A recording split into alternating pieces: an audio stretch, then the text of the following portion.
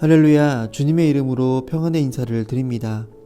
사순절 13번째 날 아침, 이사야 39장 1절에서 8절의 말씀을 통해 자랑하고 싶을수록 절제하라는 제목으로 말씀을 묵상하기를 소망합니다.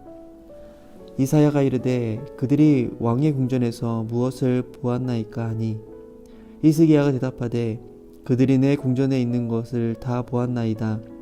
내 창고에 있는 것으로 보이지 아니한 보물이 하나도 없나이다 하니라. 히스기야는 남유다 왕국의 13번째 왕으로 유다의 역대 왕들 가운데 믿음의 사람으로 손꼽히는 훌륭한 왕이었습니다. 그는 다윗 왕의 버금가는 탁월한 신앙의 사람이었고 누구보다 하나님으로부터 특별한 사랑을 받았습니다. 어린 시절 아버지 아하스 왕이 당시 최대의 강국이었던 아수르에게 복종하는 것을 보며 나는 아버지와는 다른 왕이 되겠다, 이 다짐을 했습니다. 시간이 흘러 히스기야가 25세에 왕이 되자 먼저 성전에 있던 아수르 제단을 허물고 성전을 복구했습니다. 유월절 절기를 지키고 나라 곳곳에 있던 산당을 모두 없앴습니다. 히스기야 왕 14년에 아수르의 사네립이 왕이 18만 5천 명의 군사를 이끌고 예루살렘으로 침공해 왔을 때 히스기야는 오직 하나님께만 매달립니다.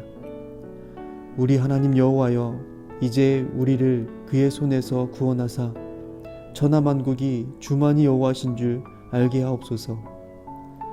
그 간절한 기도에 하나님은 응답하셨고 밤에 여호와의 사자가 아수르 군사 18만 5천 명을 쳐서 모조리 송장이 되고 말았습니다. 그 무렵 히스기야 왕이 병들어 죽게 되었을 때에도 여호와여 구하오니 내가 주 앞에서 진실과 전심으로 행하며 주의 목전에서 선하게 한 것을 기억하옵소서. 심히 통곡하며 하나님께 기도합니다. 이에 하나님은 그의 수명을 15년이나 연장시켜 주셨고 그 증표로 해시계의 그림자를 뒤로 10도 물러가게 해주셨습니다. 히스기야 왕이 이렇게 크나큰 은혜를 경험할 수 있었던 것은 그가 하나님 앞에서 기도할 때 고백했던 것처럼 진실과 전심으로 주 앞에서 행하며 주께서 보시기에 선하게 행했기 때문이었습니다.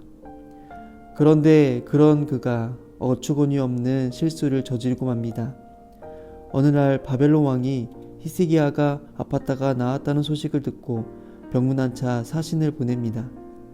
이 당시 바벨론도 히스기야처럼 아수르에 맞서서 독립운동을 하고 있었는데 동지인 히스기야가 아프다는 소식을 듣고는 병문안을 보낸 겁니다. 그런데 히스기야는 사신들에게 자신의 병이 나은 이야기를 하고 신이 나서 왕궁의 온갖 금고와 군사시설까지 다 보여줍니다. 결국 사신들이 돌아간 후 이사야가 히스기야를 찾아와 분노하며 말합니다.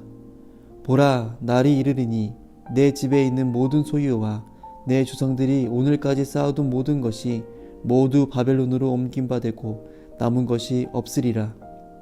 내게서 태어날 자손 중에서 몇이 사로잡혀 바벨론 왕궁의 환관이 되리라. 이 책망대로 정확히 115년 뒤에 유다 왕국은 멸망하고 맙니다. 우리도 한순간에 이런 어리석음에 빠질 수 있습니다. 누구나 내면 깊은 곳에 자신을 드러내고자 하는 본성이 있기 때문입니다.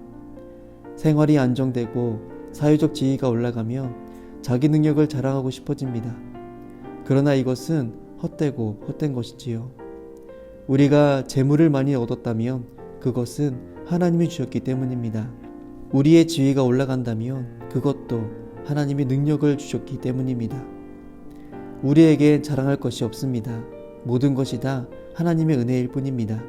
그러니 하나님이 우리를 조금이라도 높이시고 회복시켜 주신다면 그것은 바로 하나님을 기억하고 높이라는 사인인 줄 알아야 합니다. 이것이 바로 진정한 믿음입니다. 함께 기도합니다.